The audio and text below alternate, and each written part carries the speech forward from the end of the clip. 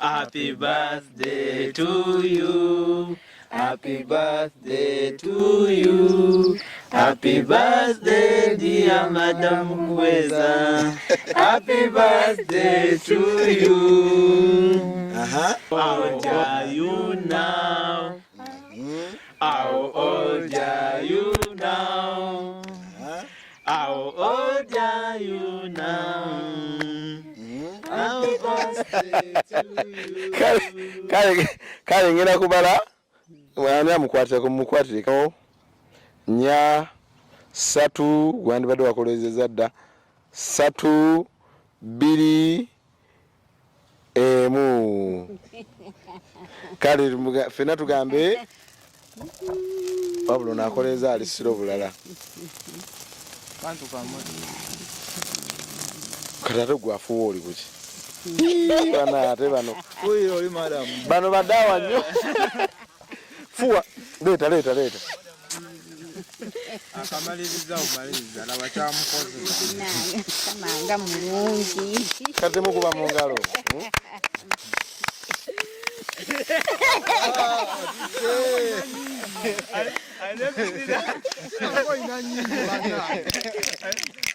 ono aganya okukoleza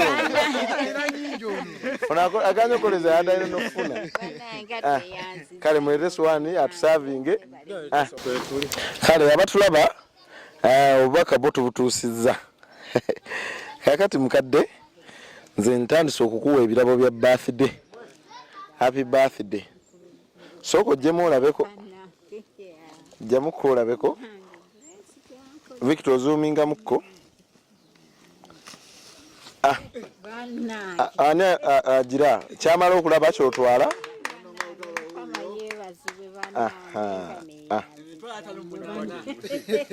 ogirabyeyo banenga neyanziza munange njiraba ne Grace simulakola bimuna ateeka sente zo banange Grace nga my lord kamanga mulungi kanange nga neyanziza banange kale teekayo n'ensawo yayo gitwale otyo ndi musanyu banange banange kino mukwesi cyane banange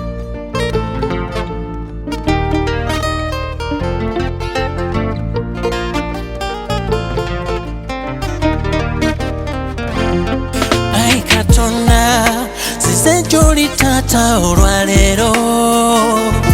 kuwa matendo kusinzoli wamanyi erinnya lyogwe lyamanyi wansanga mu kiwonvu nga ntawa asina yadda ntasa ekisa n'obulokozi bye wansanza birampa emirembe Osaza n'abatalina ssuubi yadde ng'ebbanga liyise ky'osala naye akijulira olina taata engeri gy'obikolamu wadde nange nga ngenda mu maaso abadde Katonda ekisa omulokozi kye yansanza kikyampa emirembe yadde ng'embeera yakazigizigi muntu Mukama agabiriramu mu nnyanja emyufu bwe yajawula kyalaga maanyi go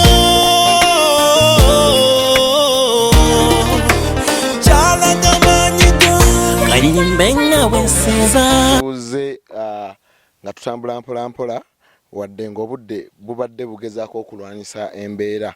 okulaba nga tutuuka mu kitundu kino mwe tutuuse olunaku olwaleero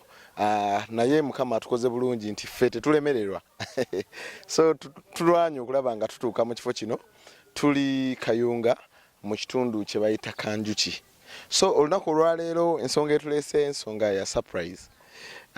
tulina omukyala amusomesa omanyi abasomesa bano batusomesa ne tugenda abalala ne bafuuka ba pilot abalala ne bafuuka ba doctor abalala ne bafuuka ba nurse ne bafunira ddala ssente naye abasomesa bano basigala mu mbeera gye batusomesezaamu kiri eriffe oba kiri eri ggwe omulabi waffe okulaba nga ovaayo nobaako ka surprise kokolera omusomesa wo naddala singa aba yakusomesa bulungi. Mulimu abasomesa abatusomesaako naye nga baali bakwano baffe nnyo so goyinza okubeera eyo ng'otulaba nogamba Biking nina omusomesa wange yansomesa naye omukyalo oyo oba omwami oyo nali mwagala nnyo ate nga naye anjagala yambeerawo yafuba okulaba nti oba math yali ansumbuwa oba SST yali ansumbuwa nebeera secondary oba geography ne subjects endala chemistry math oyo yasumbuwa nnyo abavubuka physics nogamba ayo ono yali ansumbuwa nnyo nogamba kakati Biking mbadde njagala ogende osurprising omusomesa wange oyo. Kale olwaleero waliwo omukyala Grace ali USA yatutumye tutambulidde ddala olugendo luwerako kutuuka wano wetutuuse naye omukyala ono ebintu tubirese mu mmotoka awo nga olaba tuzze nga abagenyi abalala bayinza okubeera so tugenda sooka tunyumyemuko naye tumuyite wala ate tumusurprising. Kale ndina cruise ku kamera tovaako. Butereevu nkwaniriza nnyo gwe omulungi atulaba abasinzire Dubai abasinzira South Africa abasinzira Oman abasinzire Qatar abasinzire USA wamu ne London. London ntumira omukyalo Olivia USA ntumira Roy ntumira Grace ntumira Susan ntumira omukubirizi ntumira Levrand Michael Kafero wamu n'abalala bonna then abasinzire UAE ntumira ku waliwo omukyala Edith ntumira ku Bule ntumira ku the only son of my father banji nnyo abali awo batulaba ntumira ku Safina wamu ne bakwano bange aba Team Lions. Nze Biking Uganda muzukulu wa Mugema olwaleero tuli Kayunga eno side ze Kanjuki twayingiriddeko ddala mu kyalo lwakuba nti obudde butusumbuyemuko era wenjogera wano etutudde wano ne mukadde waffe ono obukubakuba butonya naye katugume tumalega bukoleramu. Kale nkwaniriza nnyo tulina omukyalo ono musomesa era nga abamu ku abo basomesezza bakulidde ddala abasingira ddala kunze bakyala bakulu basajja bakulu. Kale olwaleero tuzze tumukyalireko tunyumyemuko naye ate naye atunyumize ku experience y'obusomesa era ninayo naye kibuuzo kyembeera njagala obuuza abasomesa bano abasomesa tebakula omukyalo ono tomanya n'atunnyonnyola ensonga kwekiva. Kale nkwaniriza nnyo ngenda kusaba negatteko tunyumyemuko naye mama nkwaniriza nnyo kankwatire tofaayo nja kusaba oyogereko nnyo nange ensanyusa obbalaba olwaleero wano ewange ndi musanyufu nnyo bannange Mukama yeebazibwa abatambuziza n'abatuusa wano. Amiina. Mukama. Amiina. Yes. Mama ogamba otya? Ndi wano mukulu ndi wano neebaza Katonda olw'okundabirira n'amala ebbanga ddene nga nkyali mulamu olw'emyaka gyanteeseewo ndi musanyufu nnyo okulabira ddala nga buli mwaka ndabira nga buli kimu ekijja nga kipya. Soka oyanjule kuba tulaba bannange abandaba mwenna ndi musanyufu nnyo ku lunaku lwaleero era simanyi essanyu lyerina lijjula ku njaba bwabyo okusooka neebaza Mukama andeetedde abagenyi bano n'abatuusa wano mu butuufu nasuze nga simanyi nti naafuna abagenyi naye ndabidde wano ng'abaana bange newe bano nabazzukulu nga ndaba abazzukulu bakoze eki amanya gaffe amanya gange wonna ne bw'obuuza omwana omuto bampita Madamu Jessica Kweza Madamu Kweza ne bw'obuuza ne bwentambula bwali erinnya wadde kale nafumbirwanga ni mukyala mufumbo wa Mothers naye erinnya lya Madamu Kweza lyasigalirawo ddala naye ng'omwami wange baali bamuyita James Isiku era ebiseera erimu bwembeera eri ku kyaki neyita Jessica Isiku naye bwemba eno ku kyalo ebyokwatagana n'amasomero biki kuliko Kweza Jessica. Sebo. Tusanze nnyo kulaba mukyala Kweza Jessica. Sebo. Oli mukyala musomesa? Nali musomesa naye nawummula. Sebo. Okay. Naye nasomesa okumala emyaka 3 mu 2 nga ndi ku nnoni eyo. Esebo ojja otya okuyingira obusomesa buno? okujja okuyingira obusomesa na ffe tuli nava kyala eno tuli bakyala taata ne maama. Taata yali mubuulizi ate ne maama ye teyali mubuulizi, naye kati maama n'atuweerera. Twali abaana bangi n'atuweerera. Kati bwe twagira nentuuka mu siniya ffe ebiseera ebyo tebyalinga bizibu bye bino, simanyi twagala principals, simanyi atalina tagenda kusoma, ate nenkola ki netugenda nengenda nensoma obusomesa. Ne batuma mu mwaka 1977 bwe nasooka okwata ennoni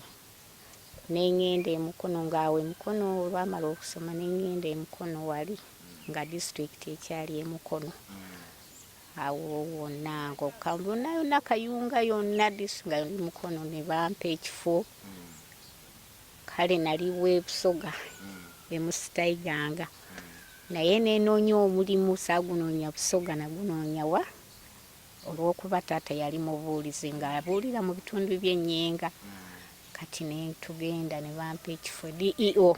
Ennyenga tekiri Mityana? Ennyenga kiri mu Kyaggwe, ne Kyaggwe eriyo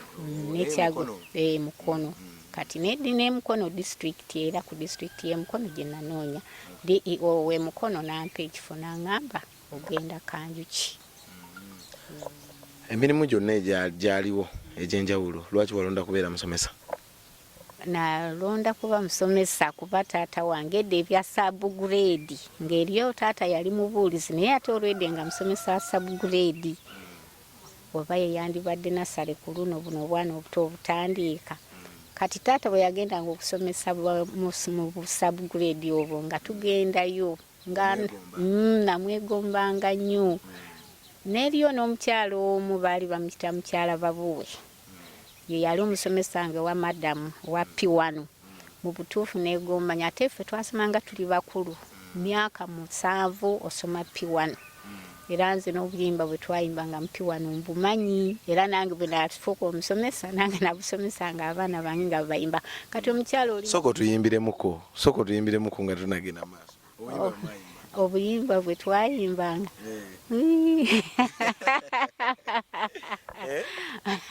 tuyimbiremu okuyimba bwe mwayimbanga mu ssomero. Kale waliwo akayimba naye nga era kaana kakagandi nga kagamba okusoma nga kikulu, okusoma kuno, okusoma nga kikulu, tutendereze nnyo.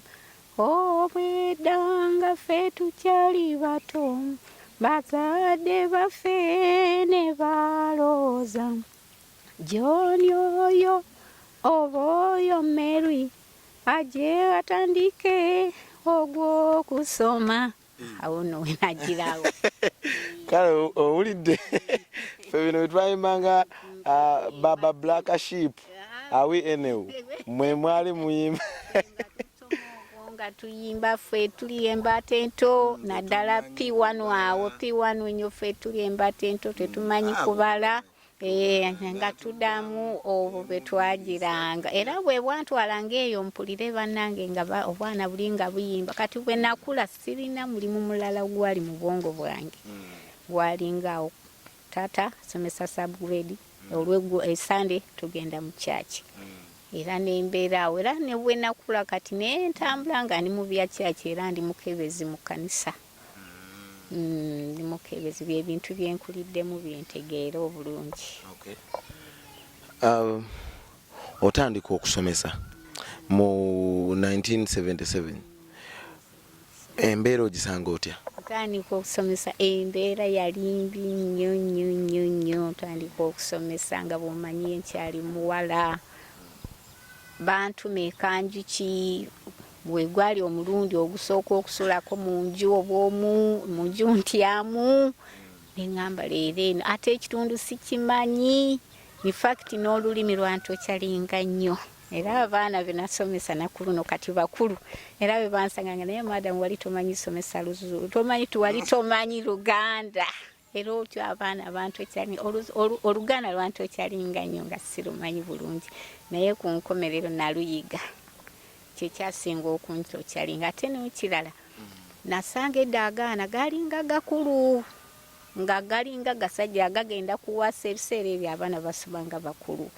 kati omwaka ogwasooka kyantokyalinga nnyo abaana balinga bakulu era bwe nabeeranga ku duty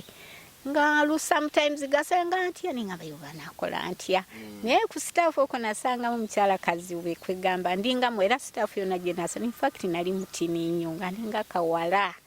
naye kale bali abakyala nga bankwata bulungi bwe nabeeranga ku duty nga bajja ne bankolera ku duty naye bampa amagezi abaana botoba ebikulira jayamba okuva ku bibiri tajja gasobola paka bwe nagenda nga nkola ngenda okutuuka eyo mu 8 nga kati nga ndi siniya nga sikyalina naye nekikulu nali nsomesa mulungi nali saagala kuba era abasomesa abakyasomesa mbawa amagezi bw'obanga oli musomesa mwana tayagala bukambwe kyetaaga omwana omuwa omukwana era kyovulanze abaana binasomesa bangi banjagala nnyo era balaba nakubanga omwana nga ekesi eba y'amaanyi kubanga nze nagenda omusomesa nga olwedde nkyerabiddeko waliwo omusomesa natuuka mu P5 musomesa oyo nga mukambwe ennyo mutuufu nga nti okugenda ne mu kibiina natuuka n'okwekwekako mu nsiko nga nti okugenda mu ssomero ng'omusomesa naye tekyali nti saali saagala kusoma naye ng'olw'obukambwe bw'omusomesa kale nagenda okujja mu service eno nga nkimanyi bw'oba omukambwe omwana tayiga fetwabe ng'obeera awo otudde ku bunkenke oli kutya musomesa kati bwe ntayingira mu service n'eŋŋamba bw'oba omukambwe tekyetaaga oteekwa okubafulya abaana oteekwa okubakwana kati omwana ne bw'aba tategedde kintu tasobola kubuuza kubanga aba akutya era nkuba omulanga abasomesa bonna baagale kusiganye obwo obukambwe si kiku naye waliwo obukambwe obusaanidde kyekyo abasomesa bano balinanga obuzibu naffe twasomeranga omanye ebyo biraba okuze ti omusomesa avange waka nga yafunyemu obuzibuzibu n'alyoka abaddako n'abakuba okubula okubatta obusi ekyo si kituufu ekyo kyokyo nkirabira nakula kati nno naffe twalinanga omusomesa nga bwakoma wajja nga balina amasaati naye wajja nga ayambadde redi ng'omanya olwaleero obukuze era bamba mutabani muzukulu okitegedde bulungi kwegamba ajja ebizibu byajja eri eka byonna byonna n'ababireetako kwegamba n'olabira ddala ng'obuzibu obwo obutuuse ebyo kati tebisaana ebyeka bibe byaka n'ebya kilaasi beere bya kilaasi mukulu kati mukyala Kweza owasomesa amasomero ameka nange nze olwokuba nali muwala mulungi nga wampisa nasomesa mu ssomero eryo ndimu Kanju Kisiiyo primary gyegyo emyaka gy'obulamu bwo bwonna oba okusomesa baali bampaddeko transfer nebala ate olwokuba saasomesaako kibiina kirala nze nasomesa P1 kwegyo emyaka gyonna nasomesaako P3 omwaka ogwo naye gye emyaka 3 gyonna nga ndi mu infant ate nga ndi mu P1 bano abaana abakavira ddala awaka manyira ngulegi yaabwe bulungi era nga amanyi okubahandulinga bulungi nnyo nnyo nnyo emyaka egyo nali Kanju Kikya ky'Obuyuganda siiyo kati bwe navaamu nga amaze okuwumulamu nga nvuddemuuko nengenda nali ntandise ngaawo natandiseewo nasale yange nga bagiyita Buyobe obudde bonsi bulungi okubakuba butonnyatonya ate nno ffe tukubidde ddala okuviira ddala e Kampala naye gwe atulaba omukyala ono mukyala Jessica Kweza omukyala musomesa ate nga ye akugambye yasomesa ekibiina kimu bwe kiti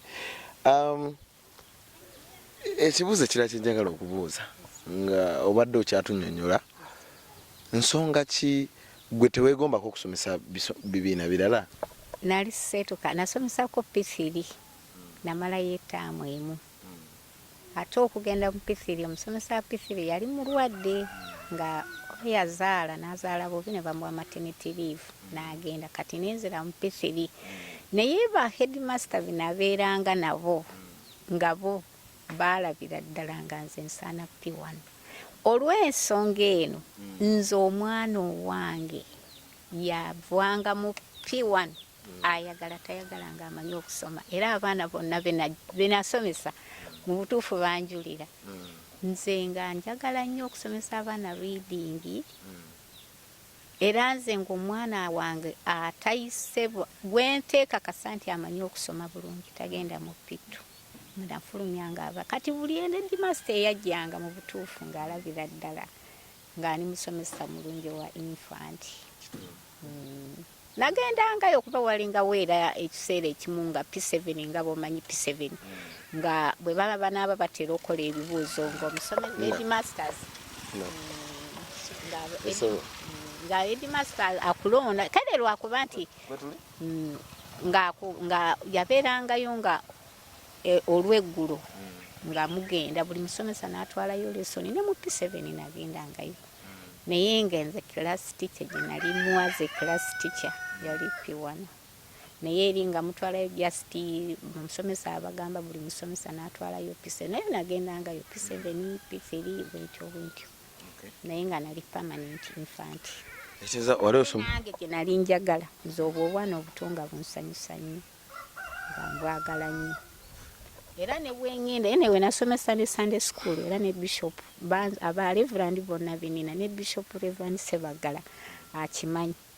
nakola naye Sunday school nga atanaba kutuuka ku bukulu obwo Reverend Bishop Sebagala okumala emyaka era amanyi nti ndi musomesa Sunday school mulungi nnyo era nenyumiriza nnyo olw'ekitone Mukama kye yampa eky'abaana abato wali osomesa subject meka reading eka ebyaffe nga bw'obimanyi ebyedda nga bakuwa P1 subject zonna zizo nga teri ebyo SST kubala reading kati bwe twatuuka eno mu kyenda eno mu 12 awo ebyokukyusa lesoni zino ebitandiika naye wali nga bakuwa P1 eyo yo ng'omanyi bwe nva mu kubala ntuukeko Luzungu nteekeko kinkeekeko ki ebyo nga bibyo nga tebyali byangu era ng'otuuliramu n'okola lipooti biki byonna nga gw'omanyi buli mwana yenna naye kati bwe twatuuka biri n'emirembe nga bwe gikyuka kaakati naye era wadde bwe bwajjawo nze era nasigala ku reading ne English ezaali subject zange nasomesa Luzungu n'okubala SST ne science nga waliwo abajja ne babisomesaayo ebbanga ly'osomesezza abaana osanze bangi nnyo abasukka ndowooza ne mu 1000 kakati abamu nabeerabira nadda naye era si kyangu era oli bwajja naye ate neebaza abaana bensomesezza okujjako batini nnyo naye era osanga omwana gw'osomesezza ajja n'akubuuzaako omwana ow'empisa n'akunnyonnyola naye mu butuufu oba tokyamujjukira tojjukira madamu nasulanga mu kitundu bwekiti nasulanga kale naye ate kizibu nnyo okwerabira omwana era bw'aba yakunnyonnyodde oba omutegeera taata kakati abaana bano bosomesezza baana ki tubale omukululo bogamba nti bano bo okuva ena basomesa paka olwaleero bano bo babaddewo abaana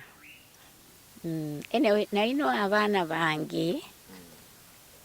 era bw'obeera omusomesa obaako n'amwana wo nga best friend wo naye kale abamu kati nabeerabira sikyabajjukira naye kati waliwo amwana bamuyita Bakiza mulenzi kuba yajjako wano Christmas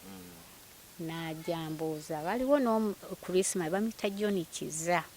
namusomesa nakola naye Sunday school naye nali ndi wano bambi ngaze okundabako yajja ku Easter n'aŋŋamba yannoonya n'andaba eriyo n'omwami omwana omulala bamuyita Semwanga oba omwami oyo mwamuwulirako eyali mu Kayunga muno owa Pinto oyo naye bambi yafa ate ekibi abaana bange be nali ntegeera obulungi baafa n'omulala yali mwana headmaster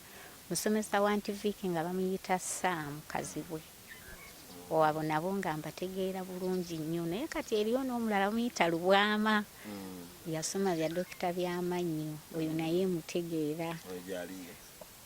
asoma ali mukono oyo naye toyinayo kubawala abawala bananga abawala mu butuufu bwe mbalaba naye abawala mu butuufu kati emyaka mingi abaana balala okujjako resite naye ate oyo bangamba ali bweru simutegeera bulungi naye abaana abalala bava mutu abasinga kuba bo bava mupi wano bagenda mba sikyabategeera naye ng'ate ku luno waliwo muwala wange yandeetera esimu ebya omuwala kaakati n'angamba mami leka nkuteeke ku WhatsApp kati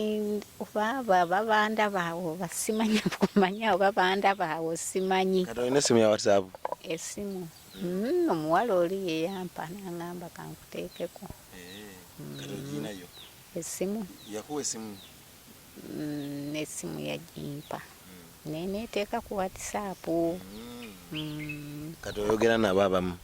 sibamanyi naye era kale bwe mbadde jo Mother's Day n'abalabye naye ng'ate abamu sibategeera naye nga bangamba mother mami happy birthday simanyi biki Mother's Day biki naye nga sibategeera bulungi naye bandi musanyufu nnyo kuba abaana banjaga n'okutuusa buti rigimu yonna gye nalina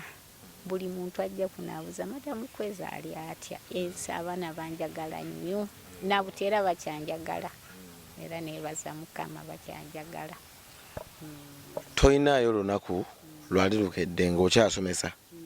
n'ogamba obusomesa buno neetaaga mbuveeko toyinaayo mbeera ali ekunyigiriza n'ogamba mpulira obusomesa nandibuvuddeko toyinaayo lunaku lwali lubaddewo bwe lutyo kuba kati era obusomesa waffe obwedda bwalinga buzibu embeera zaalinga salale bwetyo nga bwe bituuka ebya salale nga luba lutalo ate bwe twatuuka ne tuzaala abaana balina okusoma biki kale tera tebibulamu mu mirimu batuukanga ngamba y'omusaala nga mutono nga tegumala abaana balina okusoma naye neebaza Mukamana nekiyitamu ekyo naye sina lunaku lwe nejjusa kubanga savisi nagigendamu nga njagala okusinziira ku madamu wange owappi wano nga bwe nkusomesezza nga namwe mwaliko balenzi bato bwe baleeta omusomesa bwe yajjanga ku sitaafu bwe yagiranga n'atambula ng'ekitogi kiri bwekiti bakirize bwekiti nga namwe essomero lyonna linaatambula lyonna abaana bonna entambula y'omukwegamba wabaawo omusomesa buli musomesa buli mwana ajja kutambula ng'omusomesa oyo bwagenda naye kati nange omukyala oli mukyala babuwe yanyingizaamu nga mukyala ndaba wampisa nnungi nnyo okay kakati happy Mother's Day nandyagadde okumanya omukyala Jessica Kweza yazaalibwa mwaka ki naku z'omwezi madamu Kweza yazaalibwa 1958 ne ID ngirina mu kifo kye bayita Musita ndi mukyala Musoga taata yali Musoga ne maama Musoga era baawummula nga mwami mubulizi ne maama mwezi ki olwo gwe bakuzaala nga 3 Ogwokutaano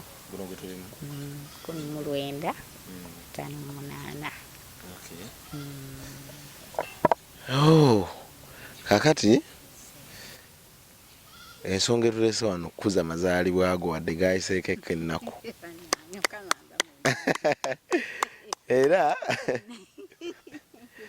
era omu ku abo bozza osomesa bewasomesaako nja kumugamba mu maaso eyo naye naawe tujja kusaba ogezeeko okujjukira kubanga ye muwala naye nga naye akwagala nnyo era nga wogambye nti abayizi bano bakwagala nnyo omuntu ayinza okubeera eyo n'agamba nti gojja otya okubanga wasomesa ekibiina kimu omuyizi n'ava mu P1 paka P7 nga gwe takwerabidde kiki kye wabasigamu ekyo omusomesa omulala ayinza okubeera eyo ng'alaba n'akoppa akakodi yaako n'agawaayo. Njagala nkubuulire okumanya ng'abaana banjagala teri akola graduation party n'atampita oba teri mwana agenda kuwedinga n'atampita simanyi oba kisa kya Mukama oba Mukama yanteekako ati ekisa abaana banjagala nnyo n'okutuusa buti banjagala nnyo simanyi oba naye nze nkimanyi nabayisanga bulungi nga bwe nkubuulidde ekyomusomesa oli omukambwe nabayisanga bulungi nga sibakola kasigambye nti okuba kibi naye nze ng'amanyi engeri gyenjugiramu omwana wange era n'abazadde nga banjiyira nnyo abaana ng'omuntu agamuza omwana nga era ne wetambula ku kyalo buli omu n'obuzaako omuzadde omwaganza omwana owange agenda Madamu Kweza mu butuufu nze manyi omulimu gwange gwe gwanjagalisa omwana n'okunjagala nagendanga ne buswiti bwange bubeerawo kweganga nina obanga ntega kamasu ndowooza bwe mulembe guno baga ntega kamasu ate ng'obwana bwonna nga bw'otuuka ku ssomero bwonna nga bufaayo bwonna era waliwo n'abusomesa banange bagamba naye Madamu abaana obawaaki kweganga muyinza okuvaayo nga muli mwena mutambula bwe muti naye ng'obwana bwonna bujja bwonna Madamu Kweza kale simanyi naye ndowooza baali banjagala naye engeri gye nabuyisangamu n'okutuusa buti kyoba bwanjagalanga nnyo ndowooza saali mukambwe nnyo naye ng'ate nali nkuba seewaana nti nali siku naye era omwana era yamanyanga nti mu butuufu alaba nkubi kale wadde abawala aba P7 nga bw'olaba mubeera ku ssomero era mukolagana n'abaana naye era n'omwana era bwe wamukubanga ng'ategeera ensobi era nga baga Madamu Kweza apa naye nga yavudde mu muudu muzibu nnyo essebo taata naye neerabidde abaana abawala kale abaana abawala bangi ate olwedde be basinganga n'okuba mikwano gyange naye nnumeddwa oyo okufunayo oyinza omutujjukira kale gwe atulaba ndi ne Quills ku kamera tugezaako okukola enteekateeka zaffe wano tulabe nga tukwasaganya kakati nina keeki gye naleese n'ebintu ebirala ebitonotono byogenda okubeera ng'olaba naye tunayongera okunyumya kansooke ndeete keeki yaffe eyo teyongereyo amanya nze bampita Happy King Uganda Happy King Uganda oba kakati gwe ogisobola okumpita Herbert yes nyabo kale gwatulaba tovaako ngenda kuleeta keeki yaffe n'enteekateeka ezisigadde ebisigadde tuneyongerayo kale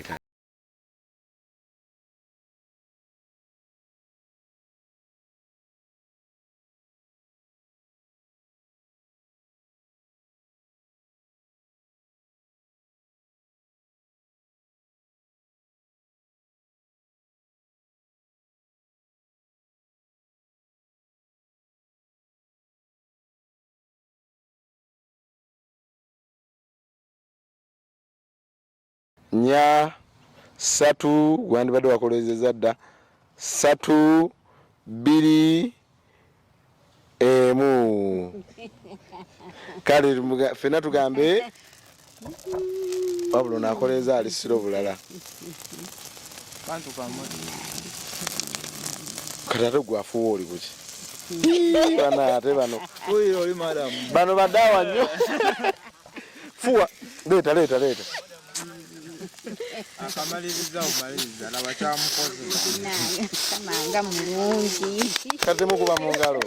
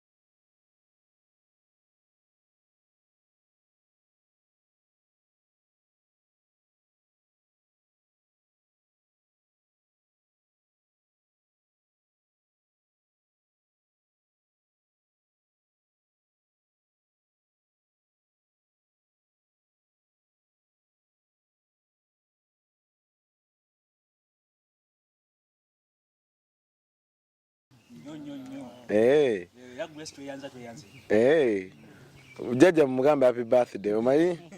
temujja kulya buli cake ebirabo bye mubiina bakuwa ebirabo abo balina okukuwa ebirabo olwa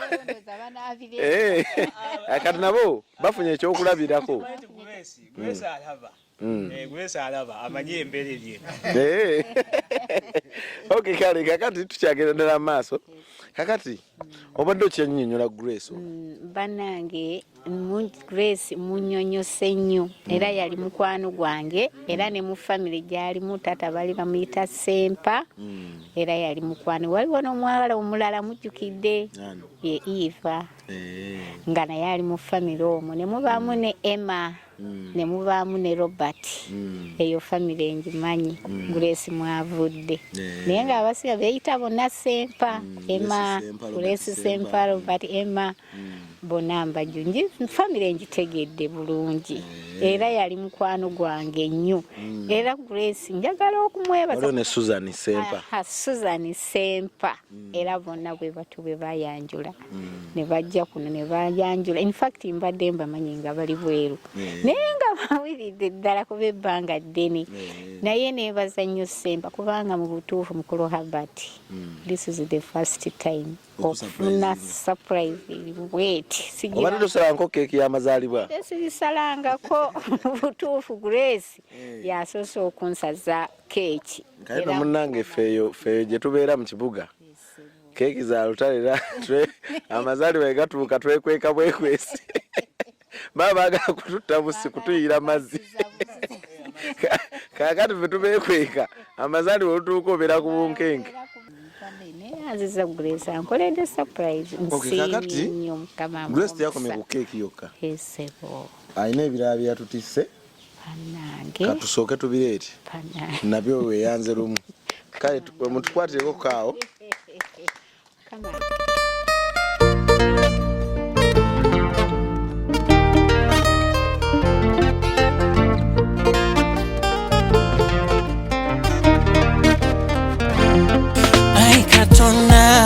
Size joli tata olwaleero kuwa matendo kusinzo liwamanyi erinnya lyogwe lyamanyi wansanga mu kiwonvu nga ntawa asina yadda ntasa ekisa n'obulokozi bye wansanza bibampa emirembe osasa n'abatalina ssuubi yadde ng'ebbanga liyise kyosala naye akijulira olina taata engeri gy'obikolamu wadde nange nga ngenda mu maaso abadde Katonda ekisa omulokozi kye yansanza kikyampa emirembe yadde ng'embeera yakazigizigi muntu Mukama agabiriramu mu nnyanja emyufu bwe yajawula kyalaga maanyi go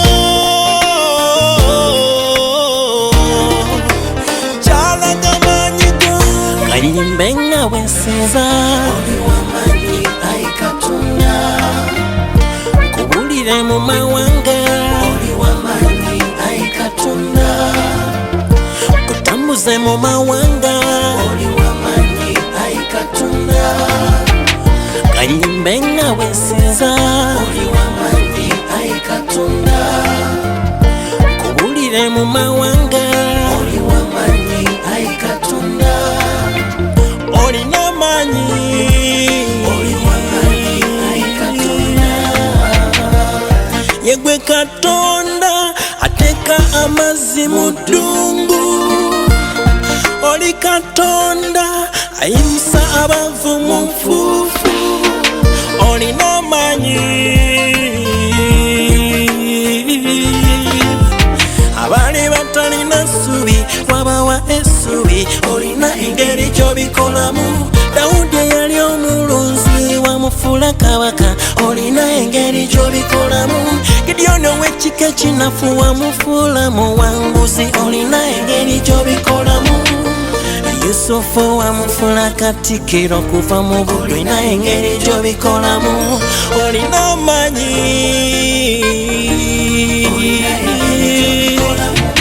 Nze n'ennyumba yange tunasinza Katonda ekiseera kyonna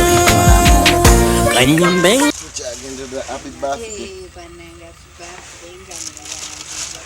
Happy birthday. Bane Katonda mulungi obutuufu bwe buba musaala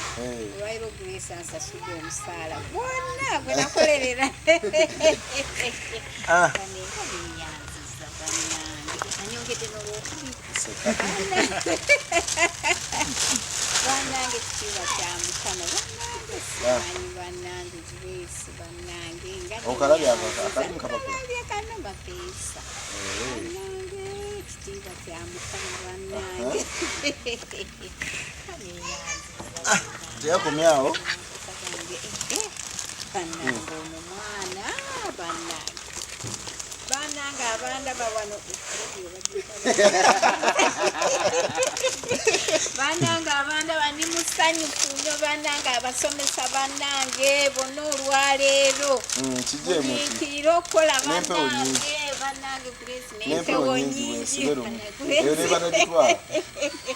bannange olwaleero nsomeseza emyaka naye olwaleero bwe bwaba olwaleero makungula olwaleero nkungudde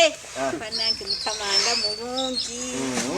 baane basomesa bannange munyweze ennoni olwaleero kuba kungula bannange olwaleero nkungudde bannange ndabirawa bannange kiro bannange ebyekanyama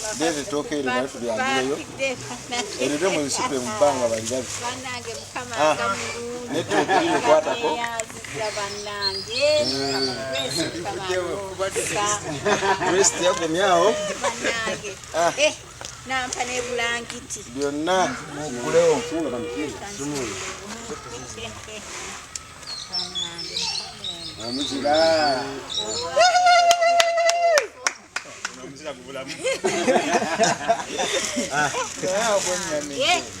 omutuufu eno surprise yennyini bannange bana mutugire mukololera kitiibwa kya Mukama bannange nekibulangiti kikyennyini bannange Mukama nga mulungi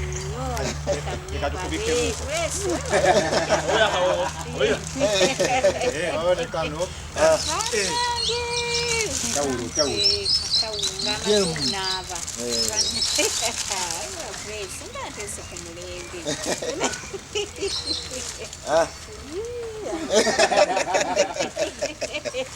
bannange kitiibwa kale kisogodde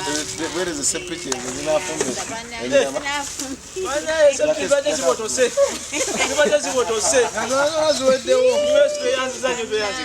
zikwase bulungi kwatako nkwase bulungi kazindalo mukandekeremu olwaleero kazindalo ko musoka mukandeke 2 3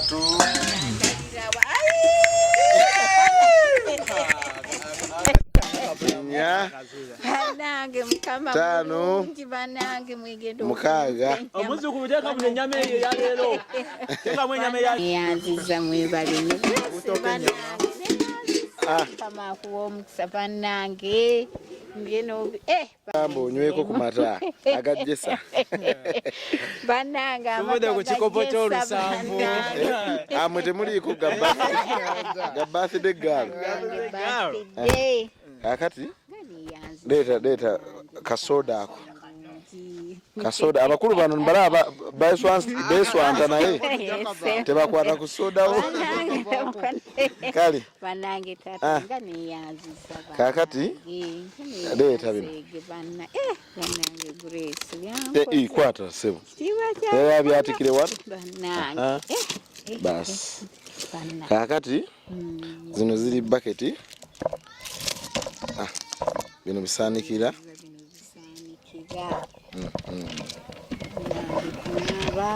byonna emu bananga abasomesa musomese bana uno omwana kyankoze nze sikitegeera P1 najjukira omulimu bannange P1 bane mukamanga mulungi ebaafu bannange tatanga neyanziza bannange leeta biri leeta omunyo kwatako bukwasito gusa kwatako ku munyo guugwo omunyo mpaka mwaka gujja bane mukama ekitiibwa kya mukama kale ono sukaali situla mukka akwateko ekigulu bakanyama olina bakanyama bowebali leeta sokolete wano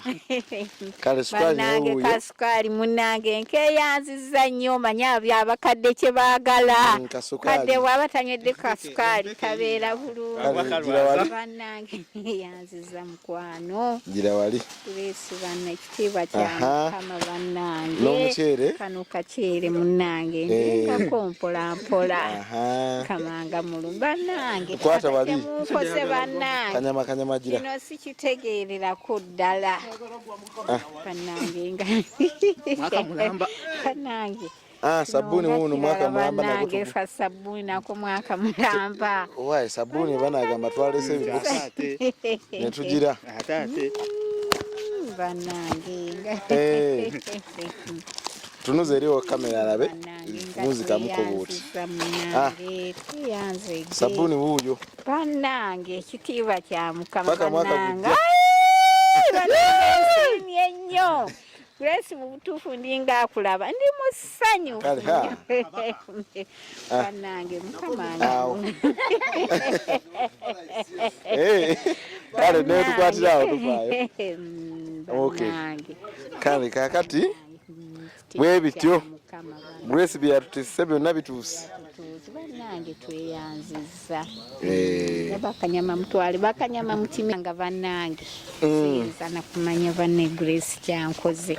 mu butuufu waliwo n'oyogera kigambo surprise naye no ddala surprise ddala bannange Grace Koli bannange I'm fine, how are you? Tutuse bulungi lwakuba enkuba ekubye ffe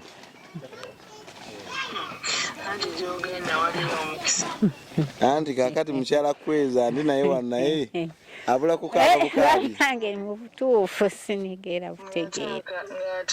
wuuno muwulire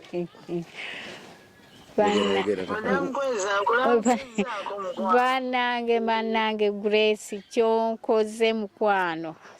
kino kyo ndifa kijjukisi ndifa sikyerabidde Grace bannange weebale nnyo weebalire ddala mwana gwenze kyonkoze oba ate mbadde njogera ku lugoye naye ate kino mu butuufu Grace olugoye lwonkyalulina taata lwe yampa olwava mugwe era ndujjayo ku Sande naye ngenda nsabiramu naye ate kino kyokoze mu butuufu sikitegeera butegeezi bane Grace neyanziza weebale nnyo Grace weebale nnyo bannange byonna byonkoledde weebale kunyongera nangoye endala bannange butuufu essanyu lijjula kunkaabya Grace kubanga nze mbadde sikirowooza bansanze n'akava mu nnimiro mu butuufu nga sijjuke manyi nti naafunayo omukazi omulako naye essanyu lyerina Grace bane Grace mukama akuddizeewo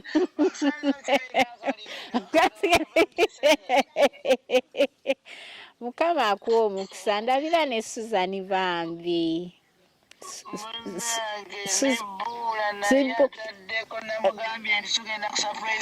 bannange mu butuufu bwonna kitiibwa kya mukama bannange mulimu munene mukama akuwa omukisa abamukufe twagenda mu busomesa ne tulaba yennya abaana bange ne ngamba naye abasomesa abatusomesa mu classes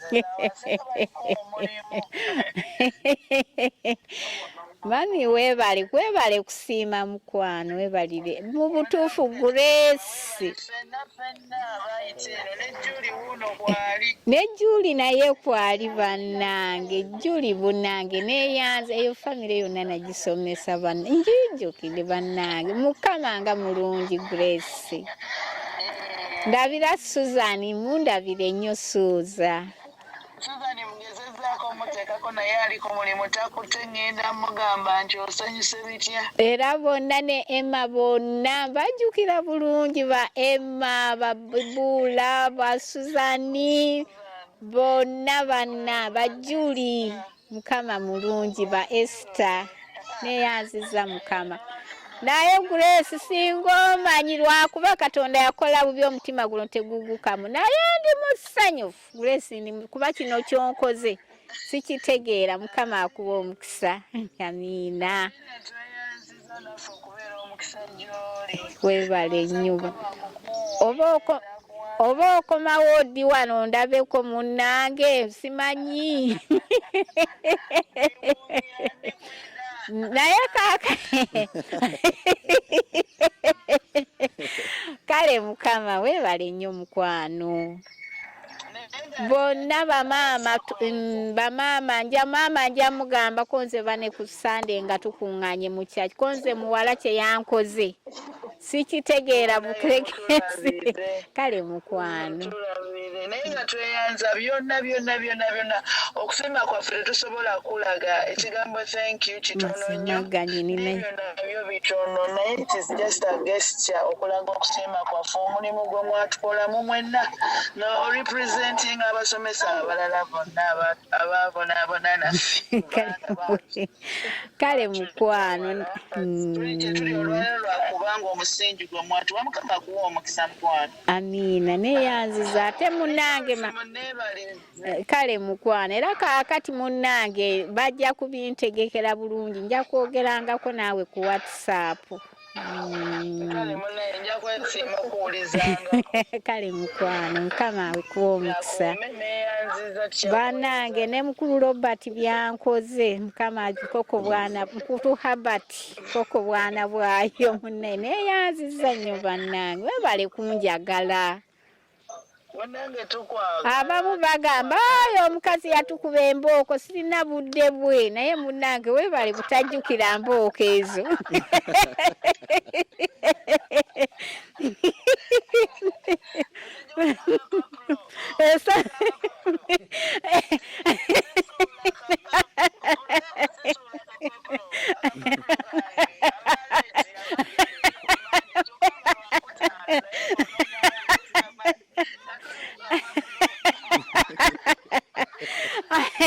ate era Grace nkubulire erinnya ndimanyi era nze ng'abaana bamanyi nga mama waliwo omwana eyangamba maama bakuyita Kapapula anti nze nga atakola atalondalonda nze erinnya njalisanga Kapapula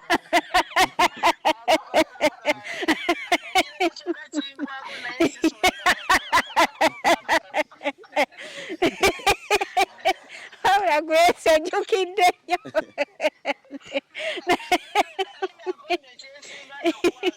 enyabo enyabo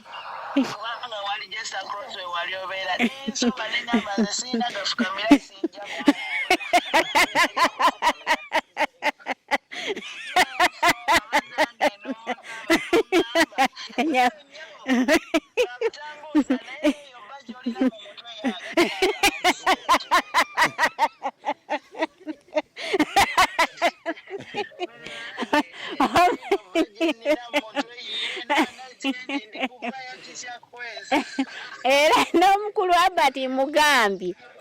omwana owange owa P1 asako okuva mu P1 ng'amanyi okusoma era reading bw'aba akulemye teri kuyita kibiina kiddemu era ng'alina okusomesa bba paka lw'ogiyiga olyoka ogende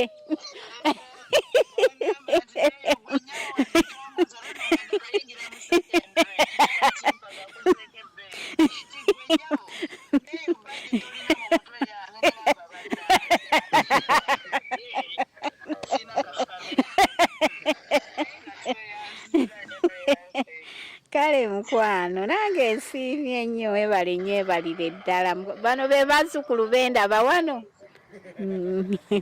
Grace bano be bazzukulu bendaba wano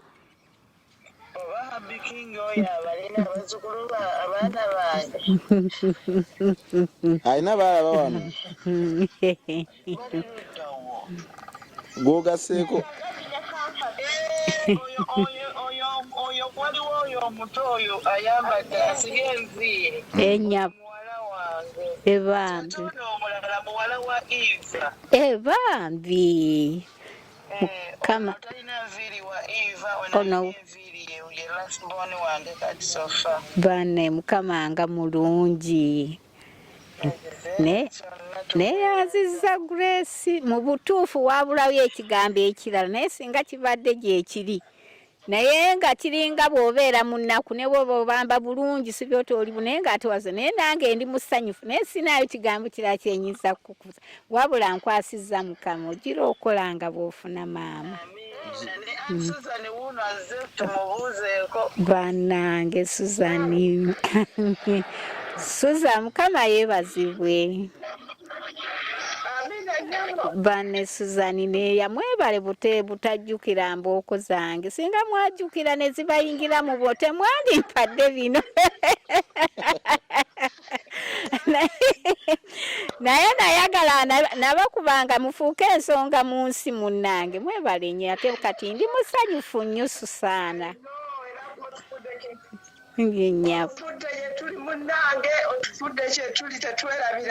Mukama mulungi ekiseera kyonna bannange mwebale kunjagala ndi musanyufu engoye zange zonna ze mumpadera bannange simanyi nakumanya ssanyu lijula kunjabya bwabya surprise tugikoledde mu nkuba surprise yonna enkuba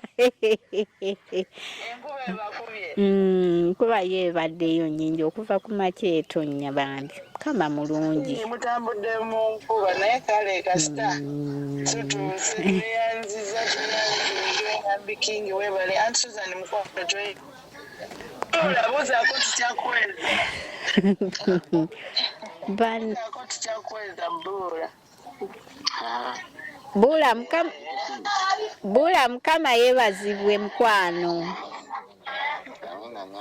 weebale byonna bannange neeyanziza nnyo Buula bye munkoledde bannange bayange tefudde bwereere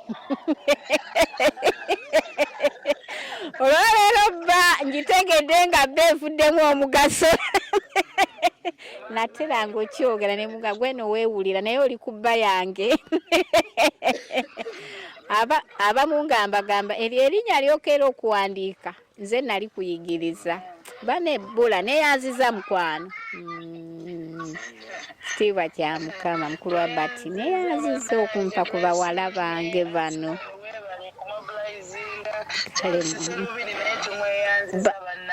bannange nange neeyanziza munnange mwebale nnyo mwebalire ddala ate yadde kyayisa okunzibirako nti oba eriyo ekijja teri saawulidde yadde akasimu nsaawulidde naye obwedda mbe neŋŋamba bannange tugire tutya ngenza okulaba emmotoka eri wano weevu neŋŋamba bannange ate bano bavuddewa naye neeyanziza Grace mu butuufu kasookedde embeerawo sisalangako keeki ya happy birthday naye ensaze ya Grace na Suzani neeyanziza mukwano weebale nnyo weebalire ddala ennyavo kale mukwano kamubawe wano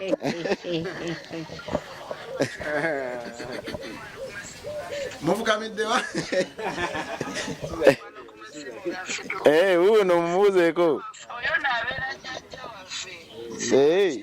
ewankima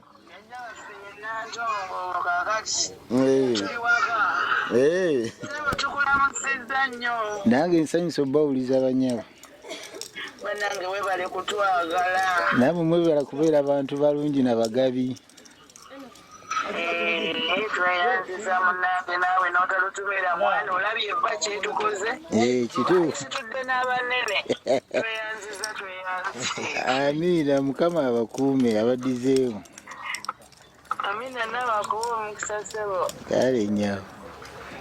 Olugendo lulungi nga muddayo. Kale nnyo. Banaye Wambikingi. wangi nga tomwebaziza kuzaala muzzukulu wa Mugema omulungi bw'atyo. Tumwebaziza bannange yebale kuzaala mwana wa mpisa. Amina. Ate nga mukozi. Namwe mwebale kumwagala. Ate ng'ayagalizza.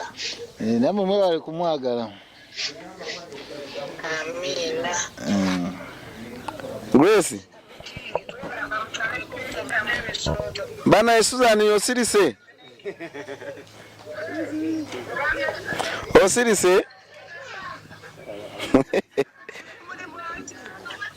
kale ffe katusiibule obudde bugenze twakudduka nga bukyali. Ebifaananyi naawe totukandaaliriza. Ebifaananyi wakola byeyo eyo ye waffe eyo gye batuziika eyo. Kyokka nabadde mmanyi ogenda kutuukako wali ewa jjajja. enkuba etukubye. Weeraba tweyanziza babayi katugende tukole. Kale nange kambajjeko. Babayi tweyanziza nti Suzani akufuula. Kale kabasiibuleko omukyala. Bannange nze abasiibula Madamu Kweza, bannange Kapapula neyansisa nnyo. Neyansisa. Kale tubadde mu conference call tubadde twogerako n'abantu abakoze surprise eno nga woogirabye.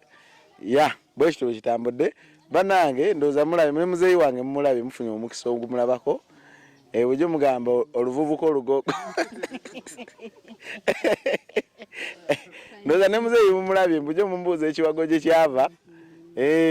Kiwago kiva eri kumulandira kwennyini. Mwana mugimu ava ku ngozi. Anyway, kankusiibule. Kale taata munnange. Kulwa bati. Is it Herbert? Bati mukulu neyanziza ndowooza n'ekiro sigenda kwebaka. Grace alabika otulo yatumazeemu dda. Kubanga okusinziira ku bintu ebyo n'ekintu ekikuguddeko obugwi simanyidde dda, naye nga ndi musanyufu nnyo abaana abo Mukama abampeera omukisa. Beebale kujjukira, beebale nnyo, beebalire ddala ne bamanya nti eriyo madamu waabwe yabasomesa bba. Mukama mulungi, abalala tebajjukira naye abaana abo mbakwasiza Mukama bongere okufuna bwe bajje Mukama abaddizeewo. Ne mukulu mwebale nnyo okunoonya eno mu masokolosokolo eno gaffe ne muntuukako. Ne Charles Serubiri bambi oyo ye first born wange. Mwebaza nnyo bannange, yeebale nnyo, yeebale kwana mikwano. Naye yali kirasi ba classmate be. Ye bonna bwe batyo bwe nabakubanga embooko basomesa. Kale Mukama ekitiibwa n'ettendo Mukama kimuddiza. Amina. Beebale nnyo naye era omutima Susan yalabika yakwata gwa taata. Era nga Bayibuli bwegamba